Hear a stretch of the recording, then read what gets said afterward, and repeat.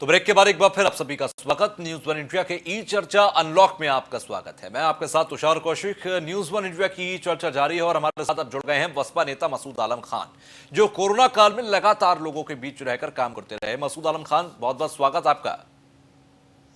शुक्रिया, शुक्रिया आपका भी, न्यूज वन इंडिया का भी धन्यवाद। बिल्कुल, पहला सवाल मेरा आपसे यह है कि अनलॉक ई चर्चा की जब हम बात करते हैं और अनलॉक पर चर्चा करते हैं तो सबसे पहला आपकी प्रतिक्रिया, आपका पॉइंट ऑफ व्यू इस अनलॉक को लेकर क्या है?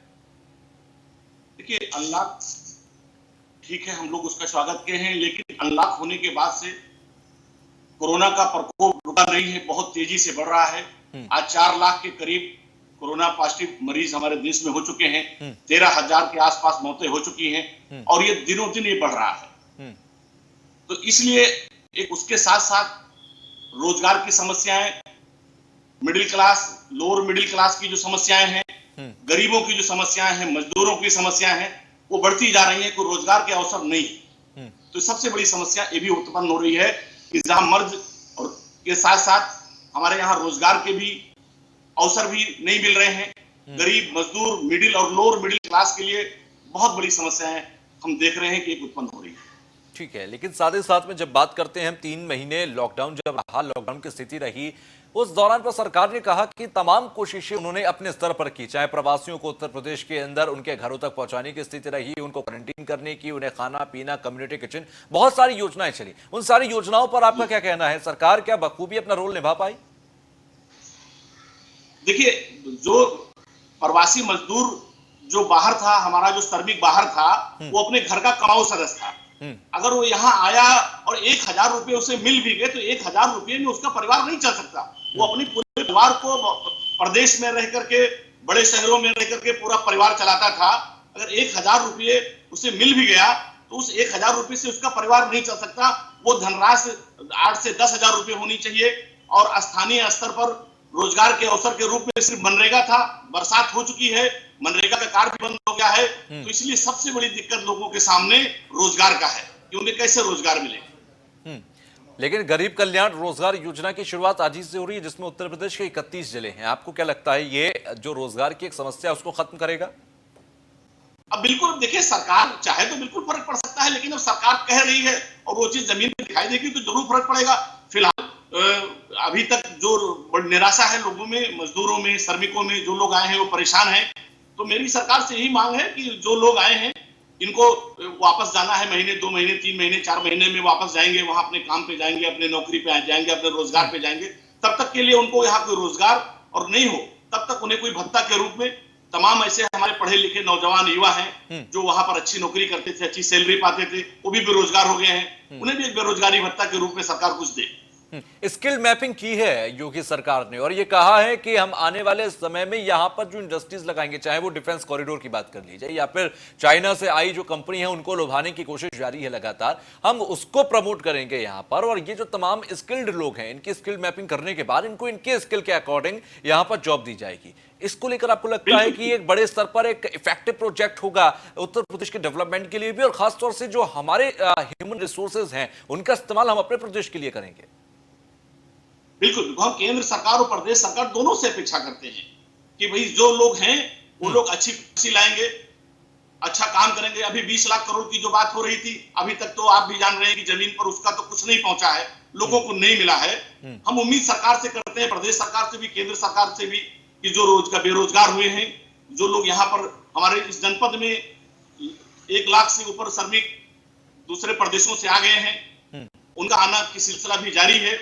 सरकार उनको समुचित रोजगार मुहैया कराएगी। और हमारे जिले में कोरोना के प्रकोप से 3 लोगों की मौत हुई है और 4 लोग, जो लोग श्रमिक के रूप में आ रहे थे, उन दुर्घटनाओं में, क्वारंटाइन में किसी का सांप काटने से मौत हो गई है। उनके लिए भी सरकार कुछ ना कुछ जरूर करेगी ताकि उन लोगों को जो आज आवश्यक है, उनकी जो जरूरत की जिंदगी की रुक सी गई है, ठहर सी गई है, वो मायूस हो चुके हैं, इसलिए सरकार कोई अच्छा फैसला करेगी। अच्छा, लॉकडाउन के दौरान बड़ी चुनौती क्या रही ग्राउंड पर? देखिए, लॉकडाउन के दौरान सबसे बड़ी चुनौती, सबसे पहले जब लॉकडाउन हुआ तो लोगों के लिए खाद्य सामग्री, रोजी। मैं आपको एक चीज को साथ बताना चाहता हूं, इस गोंडा जनपद में मैं और मेरी टीम ने पूरे जनपद में 15,000 परिवारों तक पहुंच करके राशन की किट, राशन और सामान उन तक मुहैया कराया है। तमाम और एनजीओ या तमाम और लोगों ने भी इस काम को आगे बढ़ा है। हम सबको शुक्रिया अदा करना चाहते हैं, धन्यवाद। कुछ राजनीतिक दलों के लोगों ने भी अपना काम किया है, उनको भी धन्यवाद है। दूसरी चीज, एक सबसे बड़ी समस्या एक चीज है कि जो स्कूल बंद हैं लॉकडाउन के दिनों से, आगे कितने दिन बंद रहेंगे नहीं पता है, कोरोना रुक नहीं रहा है। जो अभिभावक है वो परेशान है कि जो बच्चे हमारे पढ़ रहे हैं उनकी भी रोजी रोजगार सीमित हो चुका है, कारोबार भी उनका बंद सा हो गया है, वो कैसे फीस देंगे। हमने इस जिले पर जिलाधिकारी महोदय को एक ज्ञापन दिया है, मेमोरेंडम दिया है, और प्रदेश सरकार से मांग करते हैं कि पूरे प्रदेश में लॉकडाउन के दिनों तक और जितने दिन भी स्कूल में बच्चे न जाएं, उन दिनों का फीस न लिया जाए और उनके परिवार को, अभिभावक को राहत दी जाए। सरकार ऐसी कोई नीति स्कूल प्रबंधन के साथ बैठ करके जरूर फैसला ले। बिल्कुल। अब बात करते हैं चीन के ऊपर। इंडिया चाइना के बीच में जो कॉन्फ्लिक्ट चल रहा है, ये सभी जान रहे हैं। अभी सरकार लगातार ये कह रही है कि चीन को हर स्तर पर कड़ा जवाब दिया जाएगा। साथ ही साथ कल सर्वदलीय बैठक भी हुई और उसमें प्रधानमंत्री ने सभी को कॉन्फिडेंस में भी लिया। इस पर आपका क्या स्टैंड है? बिल्कुल बिल्कुल, चीन ने जो कायरतापूर्ण हरकत की है उसे मुंह तोड़ जवाब देना चाहिए। 130 करोड़ भारतीय सेना के साथ खड़े हैं, इस सरकार के साथ भी खड़े हैं, लेकिन मेरा सरकार से सवाल है कि वो देश से कुछ छुपाए ना। पूरा देश उसके साथ है, छुपाने की कोई जरूरत नहीं है।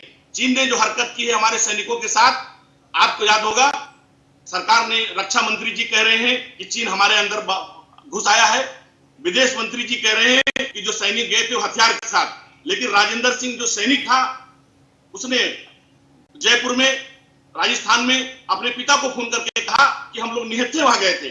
तो सरकार देश से न छुपाए, पूरी देश सेना के साथ खड़ी है, पूरा देश सरकार के साथ खड़ी है। और मैं एक चीज और कहना चाहता हूं कि चाइना का बाइकाट होना चाहिए सामान का, लेकिन हम झोला लेकर के चाइना सामान खरीदने नहीं जाते हैं।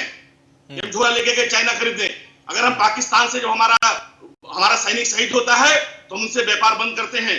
हम उन्हें टमाटर नहीं बेचते, तरबूज नहीं बेचते, हम उनका प्याज रोक देते हैं, उनकी सीमेंट रोक देते हैं। मैं सरकार से कहना चाहता हूं, भारत सरकार से, कि सारे आयात और निर्यात चाइना से रोक दिया जाए, हम तभी वास्तव में आत्मनिर्भर होंगे। इसलिए मेरी सरकार से मांगे कि चाइना को सबक सिखाने के लिए देश तैयार है, सरकार के साथ 130 करोड़ जनता खड़ी है, इस देश के साथ खड़ी है, लेकिन इसमें राजनीति न की जाए। साथ ही साथ आपने कहा बॉयकॉट चाइना करना चाहिए। आज देश की आवाज भी यही है, 130 करोड़ लोगों की आवाज भी यही है कि बॉयकॉट कर दीजिए आप चाइना का, हमें कोई जरूरत नहीं है चाइनीज प्रोडक्ट्स की। लेकिन एक प्रैक्टिकल ग्राउंड पर बात यह भी है कि चाइना के ऊपर पिछले कई दशकों में हम इतने निर्भर हैं कि हमें अब अपने यहाँ अगर बॉयकॉट करना है चाइना का तो खुद को भी प्रिपेयर करना होगा। इसके लिए आपको क्या लगता है कि सरकार को जल्दबाजी में आकर ये फैसला लेना चाहिए या पहले खुद को स्टैंड करना चाहिए और उसके बाद हमें बॉयकॉट करना चाहिए? ये सही है कि हम फौरन निर्णय नहीं ले सकते। तमाम जो हमारे कच्चे माल हैं, खासतौर से दवाओं पर हम बहुत निर्भर हैं चाइना पे, इलेक्ट्रिक आइटम्स पे बहुत निर्भर हैं। इसलिए धीरे धीरे जो आज प्रधानमंत्री जी ने कहा है वो जबानी आत्मनिर्भर नहीं होना चाहिए, देश को निर्भर होना चाहिए। हमारे देश में टैलेंट है, हमारे देश के अंदर क्षमताएं हैं, हम किसी चीज में चाइना से कमजोर नहीं है, हम निर्भर हैं। हम निर्भर होना बंद कर देंगे तो हम एक दिन चाइना से बेहतर होंगे और दुनिया में भी बेहतर होंगे। तो आप मानते हैं कि प्रधानमंत्री नरेंद्र मोदी की ये बात कि आत्मनिर्भर भारत, आत्मनिर्भर बनिए, योगी सरकार का ओडीओपी प्रोजेक्ट, ये कहीं ना कहीं चाइना के बॉयकॉट करने के लिए एक भविष्य को तैयार करेगा?